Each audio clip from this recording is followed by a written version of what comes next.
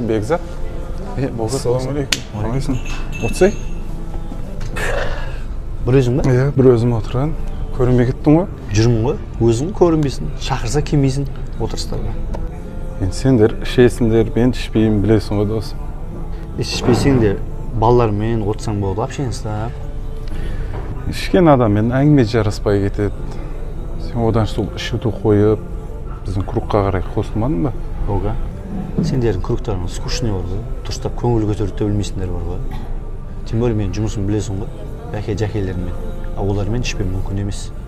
Бекзат інім, мен денсаулығым үшін, мен үшін көтер деген кезде мен ішпеймін, арақ ішпеймін деген кезде. Не айтамын оларға мен? Қай бетіммен қараймын оларға мен? Мен ішпесем олар мен шақырмай қояды. Олар мен бұлай араласамай қаламын. Мен тірліктерімді шеше алмай қаламын кейін мен. Оға сен түсінсең мен. Досым, құның бір шеше арақ десе, Оға, бүйтіп қатты кетпей дейсің. Осылай ішіп жүріп өліп кетсең, ертең Құдайға қай бетіңмен қарайсың? Сол бірге ішкен достарың сен бірінші болып сатады, сен білесің бе? Жаңа кругқа крем деп жүріп, Құдайдың жұмағына кірамай қалып жүрме досым.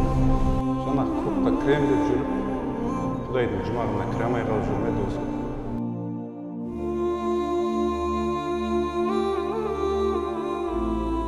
Күнәға тартатын әрбір адамды дос деп айтылмайды негізінде. Бірақ олар өздері үшін дос шығар. Бұлар осы достықтармен осылай жүретін болса, қияметте бұлар жаға жыртысы лағанет етеді дейді аятта Құранда. Ана дос екінші досын айтады екен де, оңбаған саған жолыққанына мен өкінем. Сенімен араласқаныма өкінем. Алланың лағанеті болсын саған. Оңбағансың сен. Сен себепті мен қазір жазалап жатырмын мына жерде. Сен себепті менде проблема болып жатыр. Анау да маған, саған да оңбаған, бір-біріне лағанет. Алла Тағала бұлар екеуіне лағанет тозаққа лақтыртады дейді, екеуінде.